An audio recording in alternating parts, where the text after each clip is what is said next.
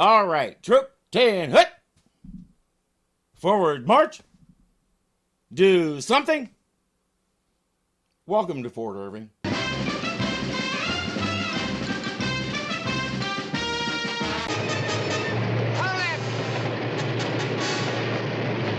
It's not his, it belongs to the company. What does he care what happens to it? Go on, shoot, Tombstone. Right, Pecos. He was supposed to shoot the clerk, but the gun was just so heavy and he'd been holding it all that time, and they called that a happy accident. Guess what's in the strong box?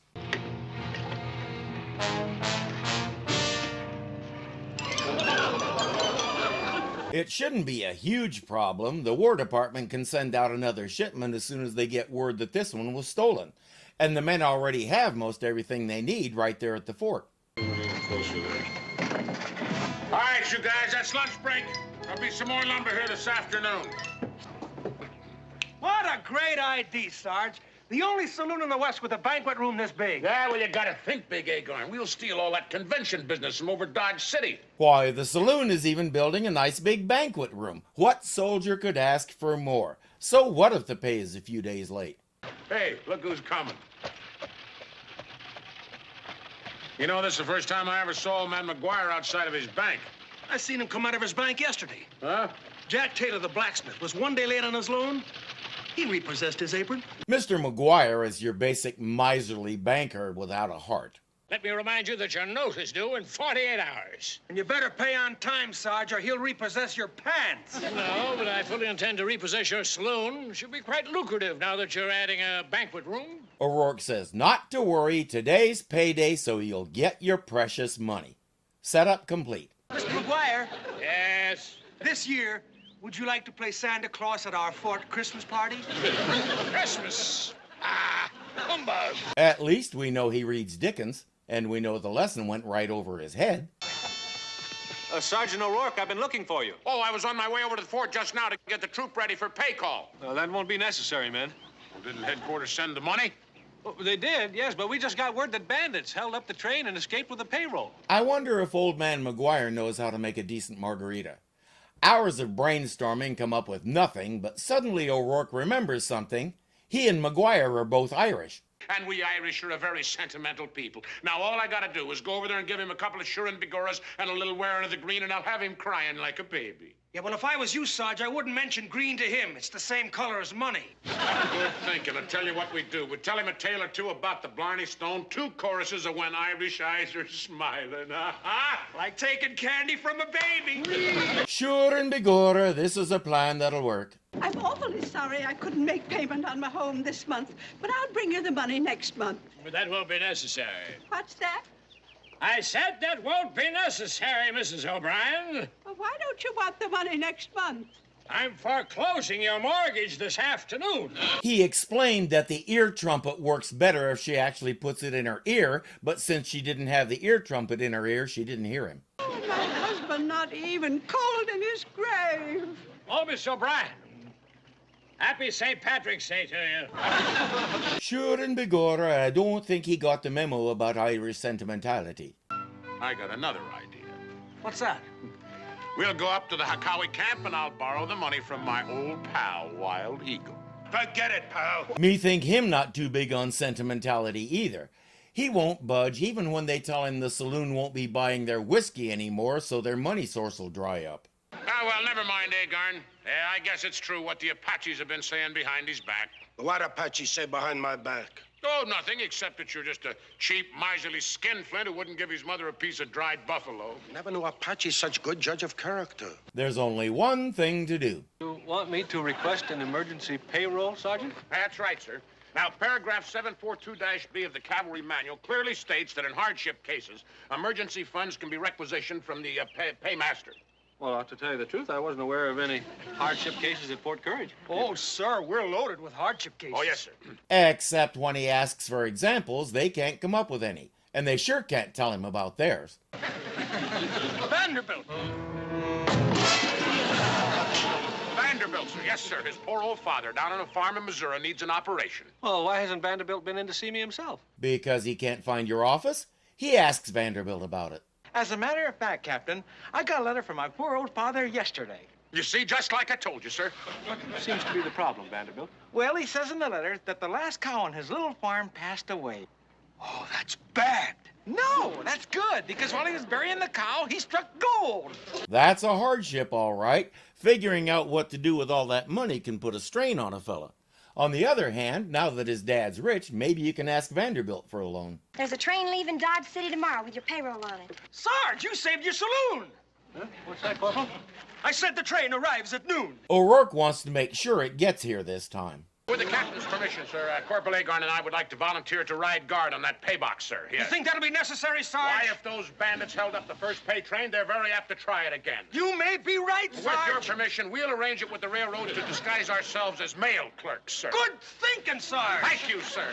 Oh, Wilton, I just love it when you make those quick decisions. He's not even sure what just happened. Well, except for what Jane's doing. He's making good progress figuring that out. Wilton! I'm sorry, are you all right? Fine, Jane. I just lost my balance. Another telegram just came in. Go. Those train bandits are desperados wanted in 4 states. They're as dangerous as the James brothers. Yeah, that's quite a reward they're offering. Wilton, you never should have let O'Rourke and Agon ride on that payroll train. These men are killers. It's probably just as well the boys don't know that. Captain Pardner says, I have to go help them. The whole troop knows he'd do better to have Jane do it, but they're not permitted to say that out loud. O'Rourke set down strict rules. Thanks, boys.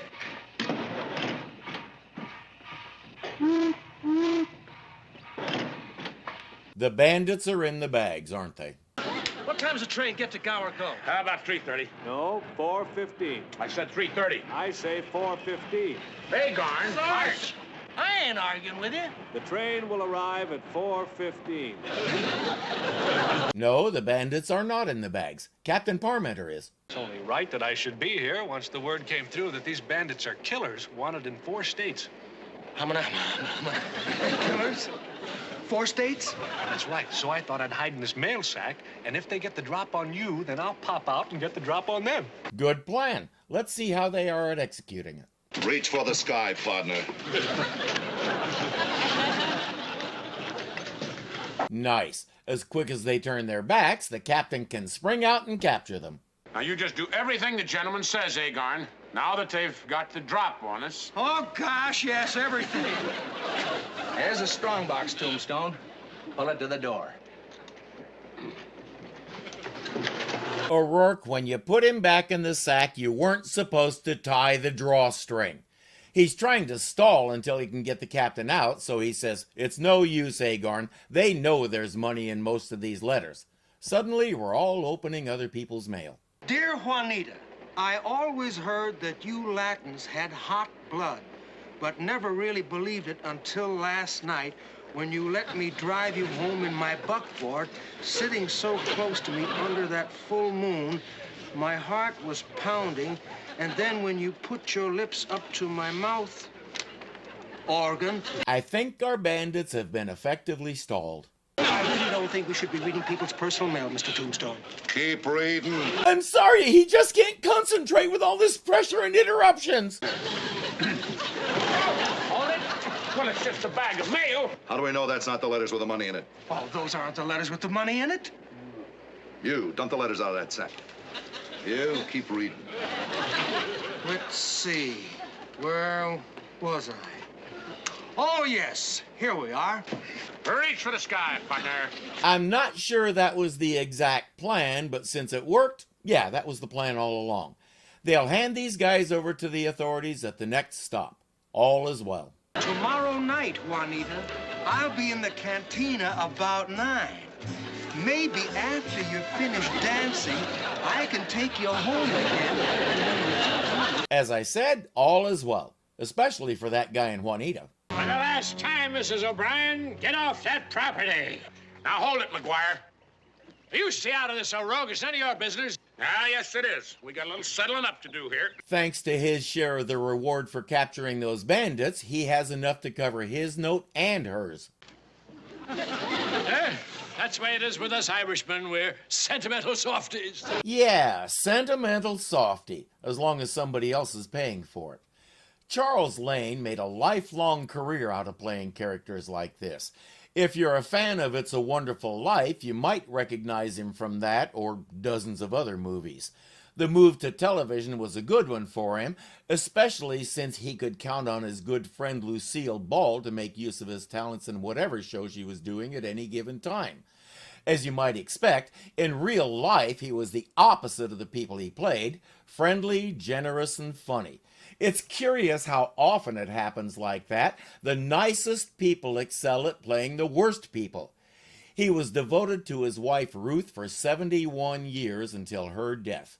Lane himself lived to 102 and died peacefully at home of natural causes with his son at his side.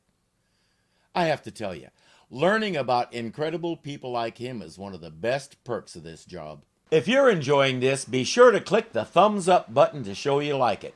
If you're not subscribed yet, punch me in the face right here and get it done. And don't forget that you can become a patron and help keep this kitty fed. The link is below. Until next time.